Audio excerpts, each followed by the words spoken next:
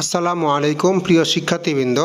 আজকে আমরা এইচএসসি 2024 পরীক্ষার্থীদের জন্য ব্যবসা সংগঠন ও ব্যবস্থাপনা প্রথম পত্র সাজেশন নিয়ে তোমাদের সামনে উপস্থিত হয়েছি। তাহলে চলো শুরু করা যাক। ব্যবসা সংগঠন ও ব্যবস্থাপনা প্রথম পত্র থেকে আমরা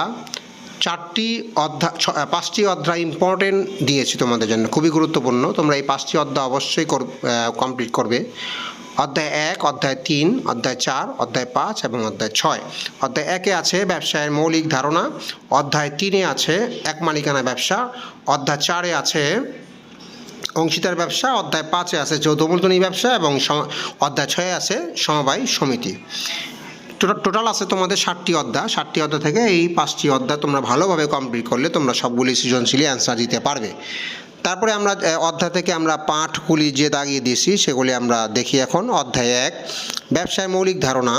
এখান থেকে আমরা যে সকল পাঠ দিয়েছি: শিল্পের বৈশিষ্ট্য ও প্রকারভেদ, প্রত্যক্ষ সেবার বৈশিষ্ট্য ও প্রকারভেদ, বাংলাদেশের ব্যবসায়ের আওতা হিসেবে শিল্প, বাণিজ্য ও প্রত্যক্ষ সেবার সমস্যা ও সম্ভাবনা, ব্যবসায় কার্যাবলী, অর্থনৈতিক উন্নয়নে ব্যবসায়ের অবদান, জীবিকা অর্জনের উপায় হিসেবে ব্যবসায়।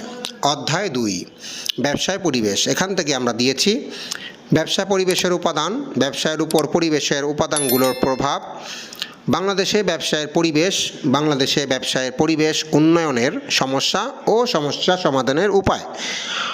অধ্যায় 3 থেকে দিয়েছি, অধ্যায় 3 হচ্ছে এক মালিকানা ব্যবসা। এখান থেকে দিয়েছি এক মালিকানা ব্যবসায়ের বৈশিষ্ট্য ও গুরুত্ব, উপযুক্ত ক্ষেত্র, বৃহদায়তন ব্যবসায়ের পাশাপাশি টিকে থাকার কারণ। অধ্যায় 4, অংশীদারি ব্যবসা। এখান থেকে আমরা দিয়েছি অংশীদারি ব্যবসায়ের বৈশিষ্ট্য, সুবিধা ও সীমাবদ্ধতা, অংশীদারি ব্যবসায়ের প্রকারভেদ, চুক্তিপত্র, নিবন্ধন পদ্ধতি ও নিবন্ধন না করার পরিণাম, বিলোপ সাধন প্রক্রিয়া। অধ্যায় 5, যৌথ মূলধনী ব্যবসা।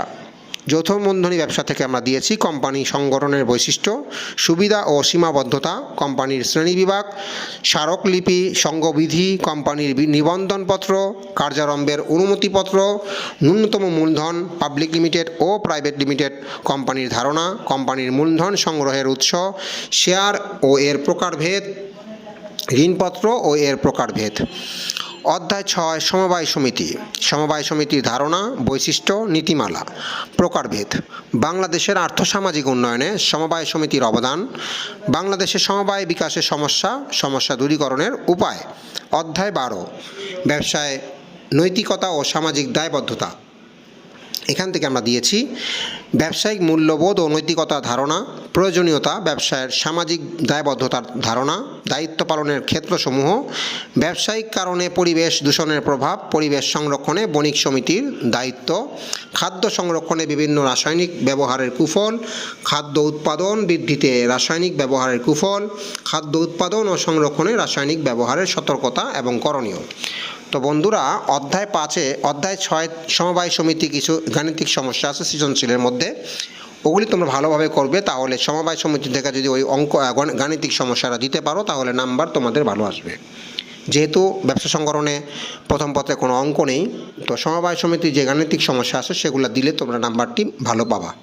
তো বন্ধুরা, আজকের ভিডিওতে এই পর্যন্তই। পরবর্তী ভিডিওতে আমরা পরবর্তী বিষয়ের সাজেশন নিয়ে তোমাদের সামনে উপস্থিত হব। পরবর্তী ভিডিও দেখার জন্য আমন্ত্রণ রইল। সেই পর্যন্ত ভালো থাকো, সুস্থ থাকো। ধন্যবাদ।